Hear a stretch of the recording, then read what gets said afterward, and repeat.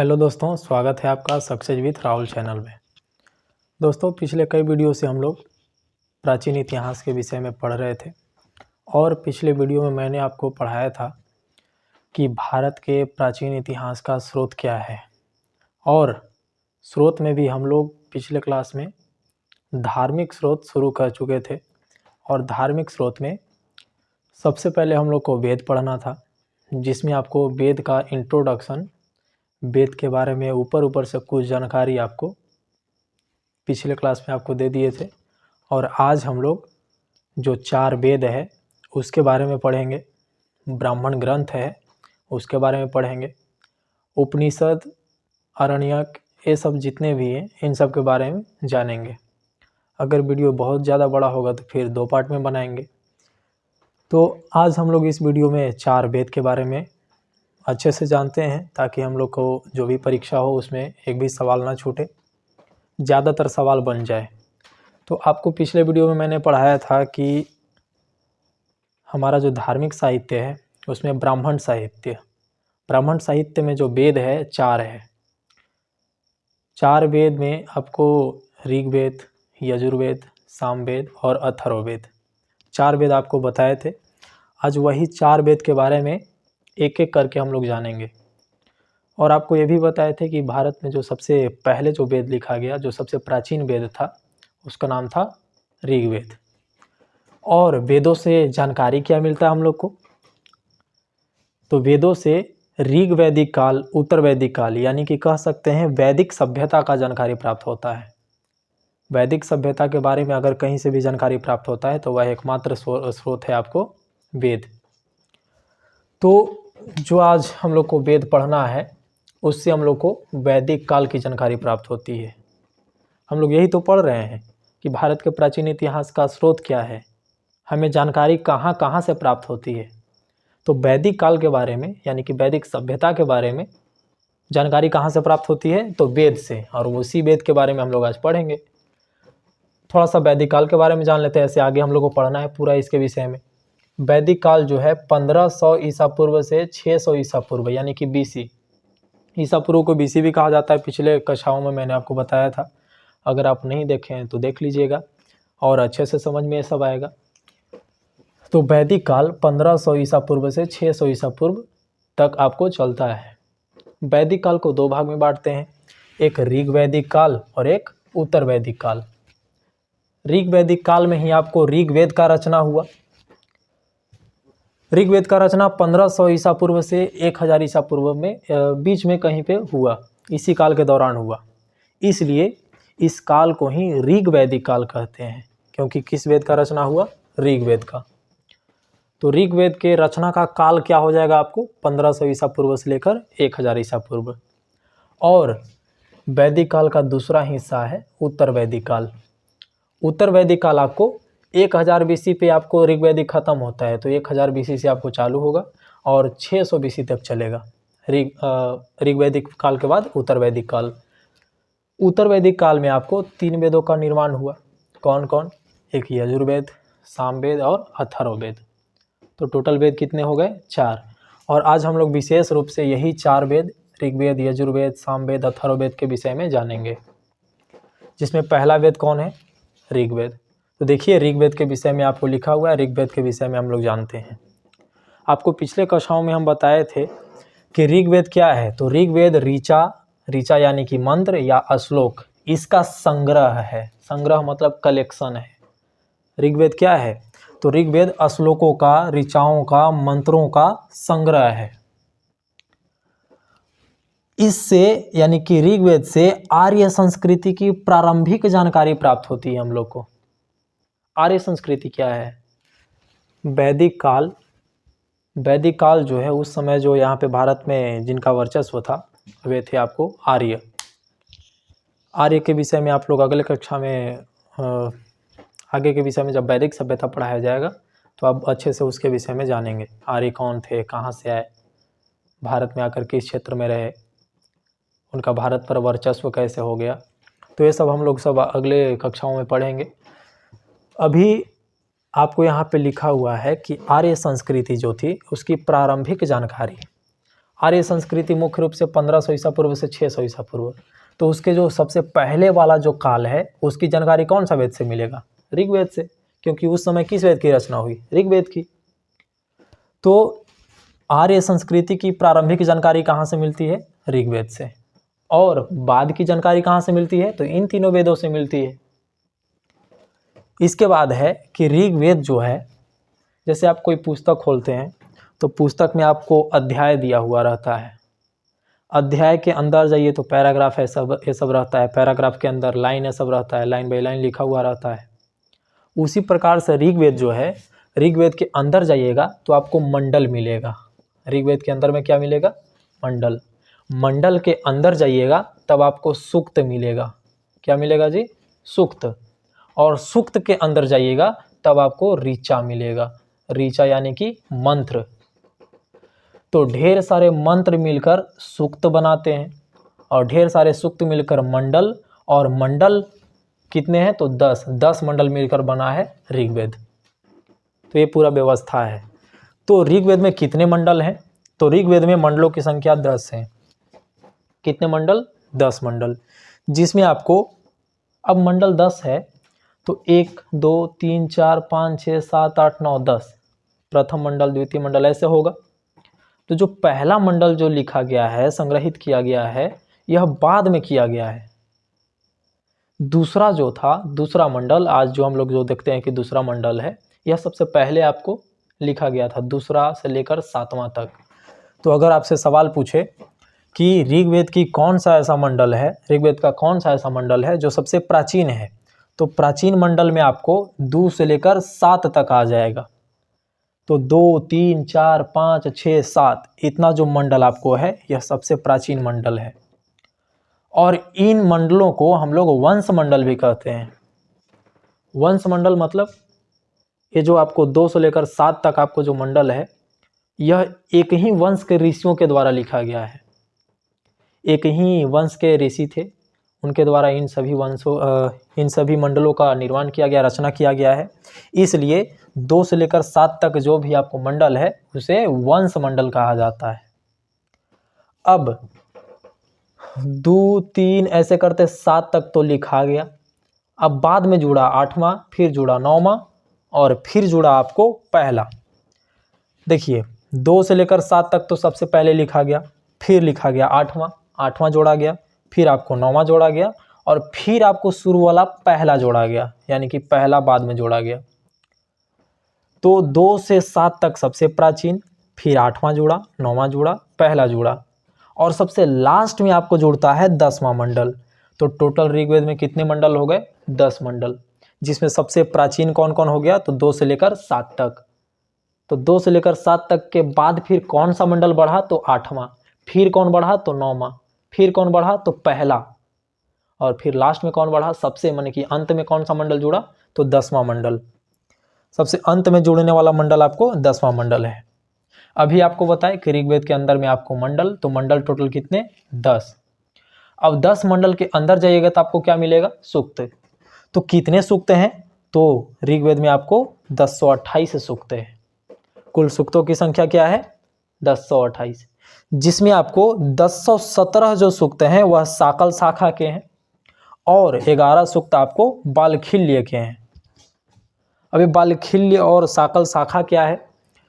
जैसे देखिए, ऋग्वेद जो है, ऐसे अभी कोई भी पुस्तक है, अभी वर्तमान समय में कोई भी पुस्तक है, एक ही पुस्तक, एक ही कंटेंट आपको अलग अलग प्रकाशन के द्वारा प्रकाशित किया जाता है। कोई ए प्रकाशन का हो गया, बी प्रकाशन का हो गया, सी पब्लिकेशन का हो गया। तो अलग अलग पब्लिकेशन का जो आज वर्तमान समय में बुक निकलता है, उसी प्रकार से पहले ऋग्वेद को अलग अलग शाखा में लिखा जाता था। जैसे जो ऋग्वेद है, इसके कुल 21 शाखाएं हैं। यहाँ पे आपको लिख दिया गया है ऋग्वेद की शाखाएं कितनी हैं? तो 21 शाखा है। जिसमें महत्वपूर्ण कितना है? 5, और 5 ही हम लोग को प्राप्त भी हुआ है तो ऐसे 21, लेकिन 5 ही पूरे तरह से उपलब्ध है। और वो 5 कौन कौन है? तो एक है साकल। तो यहाँ पे जो साकल लिखा हुआ है क्या है? तो ऋग्वेद का एक शाखा है। तो साकल शाखा, वास्कल, अश्वलायन, संख्यायन और मंडूकायन, ये 5 जो शाखा है ऋग्वेद का बहुत ही महत्वपूर्ण है। और ये 5 शाखा आपको महत्वपूर्ण है, लेकिन टोटल ऋग्वेद की संख्या कितना है शाखाओं की, तो 21 है। अब देखिए, अभी आपको बताए कि ऋग्वेद के अंदर जाइएगा तो मंडल कितने हो गए 10। मंडल के अंदर जाइएगा तो सूक्त कितने हो गए 1028, जिसमें 1017 आपको साकल शाखा के हो गए। अब सूक्त के अंदर जाइएगा तब आपको ऋचा मिलेगा। तो ऋचा कितना है, ऋचा का मतलब होता है मंत्र। मंत्र कितने हैं, तो आपको 10,580 है, 10,580। ये देखिए कहीं कहीं पे आपको अलग भी मिलेगा, 10,562 भी मिलेगा कहीं कहीं। ऐसा क्यों, तो ये जो आपको 10,580 हम NCERT से आपको लिखे हैं। और मंत्र को लेकर विद्वानों में मतभेद भी है, कुछ बोलते हैं कि नहीं कम है, कुछ बोलते हैं नहीं ज़्यादा है। तो हम लोग को NCERT से पढ़ना होता है आसान, तो NCERT से हम लोग लिखे हैं। यहाँ पे 10,580 जो ऋचा है आपको NCERT में दिया हुआ है। तो ऋग्वेद में ऋचाओं की संख्या कितनी है, तो 10,580 है। ऋचा यानी कि मंत्र, श्लोक। अब देखिए, कभी कभी सवाल यह भी पूछ लिया जाता है कि बताइए ऋग्वेद में अग्नि देवता का नाम कितना बार आया है, ऋग्वेद में पुरंदर का नाम कितनी बार आया है, ऋग्वेद में रुद्र का नाम कितना बार आया है। सवाल ऐसा पूछ लिया जाता है कंपटीशन में। तो आपको ये भी आपको यहाँ पे समझ लेना है कि ऋग्वेद में उल्लिखित शब्द कौन कौन है और कितनी बार उल्लिखित हैं। कुछ महत्वपूर्ण यहाँ पे लिखे हैं, ऐसे तो बहुत शब्द हैं लेकिन कुछ महत्वपूर्ण यहाँ पे लिख दिए हैं। जैसे देवताओं में अगर देखें, देवताओं में तो सबसे अधिक बार इंद्र का उल्लेख आया है। देवता में बोल रहे हैं, ध्यान से सुनिएगा, सवाल दो तरह से पूछता है। एक सवाल पूछेगा कि ऋग्वेद में कौन सा ऐसा शब्द है जो सबसे अधिक बार आया है, तो वह शब्द आपको हो जाएगा पिता। पिता शब्द 335 बार आया है ऋग्वेद में। लेकिन अगर सवाल ऐसे पूछे कि ऋग्वेद में देवताओं में कौन सा ऐसा देवता है जिसका उल्लेख सबसे अधिक बार हुआ है, तो देवताओं में हो जाएगा आपको इंद्र यानी कि पुरंदर। और इंद्र वहां पे नहीं मिलता है, पुरंदर शब्द मिलता है। पुरंदर का अर्थ होता है किला को खंडित करने वाला, किला तोड़ने वाला। तो इंद्र जो शब्द है, इंद्र के जगह पे पुरंदर आपको मिलेगा। और पुरंदर देवता है, इंद्र देवता है। तो देवताओं में सबसे अधिक बार किसका उल्लेख आया है, तो पुरंदर का, इंद्र का। कितना बार, 250 बार। लेकिन ऐसे टोटल शब्द में पूछे कि सभी शब्दों में कौन सा ऐसा शब्द है जो सबसे अधिक बार ऋग्वेद में आया है, तो आपको है पिता। कितना बार आया है, 335 बार। माता कितना बार उल्लेख आया है, तो 234 बार। और फिर उसके बाद आपको है अग्नि देवता, पुरंदर के बाद अग्नि देवता। अग्नि देवता का उल्लेख कितना बार, 200 बार। पुरंदर का उल्लेख कितनी बार, 250 बार। और ऋग्वेद जब उस समय लिखा जा रहा था तो उस समय आपको सबसे जो शक्तिशाली देवता थे वो आपके इंद्र देवता ही थे। तो इसलिए इंद्र देवता का स्तुति भी बहुत किया गया है। कभी कभी आपको जन के बारे में भी पूछ लिया जाता है। जन शब्द आपको 275 बार यूज किया गया है ऋग्वेद में। गंगा और यमुना, गंगा सिर्फ 1 बार, यमुना सिर्फ 3 बार। विष्णु जो शब्द है, विष्णु भगवान, विष्णु का उल्लेख आपको 100 बार। और रुद्र आपको 3 बार। और एक वनस्पतियों के देवता थे सोम देवता, तो सोम का उल्लेख आपको 144 बार मिलता है। तो ये सब आपको याद कर लेना है कि किन देवता का, किस शब्द का उल्लेख ऋग्वेद में कितनी बार हुआ है। तो ये सब आपको याद कर लेना है एकदम। और अभी आपको बताए कि इंद्र सबसे शक्तिशाली देवता थे। ऋग्वेद में सबसे शक्तिशाली देवता किनको माना गया है, तो इंद्र देवता को। और ऋग्वेद की शुरुआत जो होती है वह अग्नि देवता की स्तुति से होती है। जैसे अभी भी हिंदू धर्म में कोई भी अगर पूजा पाठ होता है, कर्मकांड होता है, तो उसका शुरुआत सबसे पहले गणेश देवता के पूजा से होता है। गणेश जी की सबसे पहले स्तुति किया जाता है। उसी प्रकार से जब ऋग्वेद शुरू होता है तो सबसे पहले आपको किनका स्तुति किया जाता है, तो अग्नि देवता का।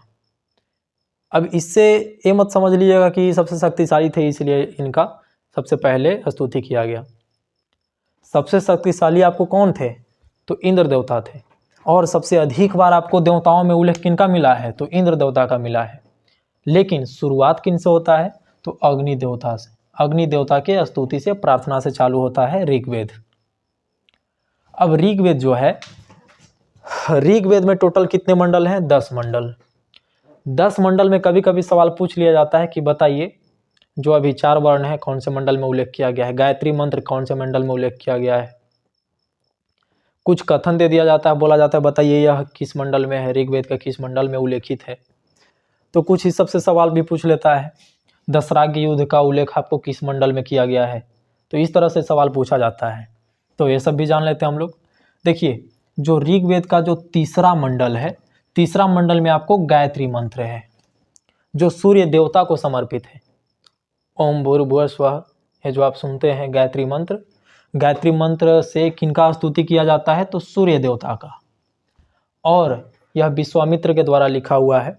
जो 10 मंडल है, 10 मंडल अलग अलग ऋषियों के द्वारा लिखा गया है, कई ऋषियों के द्वारा लिखा गया है। अभी कुछ देर बाद हम लोग जान भी लेंगे कि कौन सा मंडल कौन से ऋषि के द्वारा लिखा गया है। तो जो तीसरा मंडल है वह विश्वामित्र के द्वारा लिखा गया है और इसमें है क्या? तो गायत्री मंत्र है। गायत्री मंत्र से किनका स्तुति किया जाता है, प्रार्थना किया जाता है? तो सूर्य देवता का। ये सब सवाल आपको बन जाता है। अब आइए 7वां मंडल, जो महत्वपूर्ण है वही वहाँ पे लिखा गया है। 7वां मंडल जो है इसमें 10 राज्य युद्ध का वर्णन है। 10 राज्य युद्ध क्या है? तो भरत कबीला के नाम आप सुने होंगे। भरत कबीला के नाम पर ही हम लोग का जो देश है उसका नाम भारत पड़ा है। तो भरत कबीला का एक प्रमुख थे सुदास। प्रमुख, प्रधान कह दीजिए, राजा कह दीजिए, इस राजा शब्द का यूज नहीं था। प्रमुख यानी कि हेड थे, भरत कबीला के हेड थे सुदास। ये जो सुदास हैं, सुदास 10 राजाओं के एक संघ को पराजित कर देते हैं रावी नदी के किनारे। 10 राजाओं का एक समूह था, संघ था, उसको भरत कबीला के प्रमुख सुदास जो थे पराजित कर देते हैं। और यही जो युद्ध है आपको 10 राज्य युद्ध कहलाता है। इसका चर्चा आपको कहाँ है? तो 7वां मंडल में है। किस वेद के 7वां मंडल में? तो ऋग्वेद के 7वां मंडल में। अब आइए हम लोग जानते हैं 9वां मंडल। आपको सवाल पूछेगा बताइए विश्वामित्र द्वारा रचित ओम भूर्भुवः स्वः जो गायत्री मंत्र है कौन से मंडल में आपको उल्लेखित है? तो बताना है तीसरे मंडल में। 10 राज्य युद्ध का आपको वर्णन किस मंडल में है? तो 7वां मंडल में। अब 9वां मंडल को हम लोग सोम मंडल कहते हैं। हम लोग क्या ऐसे कहा जाता है? सोम मंडल क्यों कहा जाता है? तो 9वां मंडल को सोम मंडल इसलिए कहा जाता है क्योंकि यह पूरे के पूरे जो 9वां मंडल है सोम देवता को समर्पित है।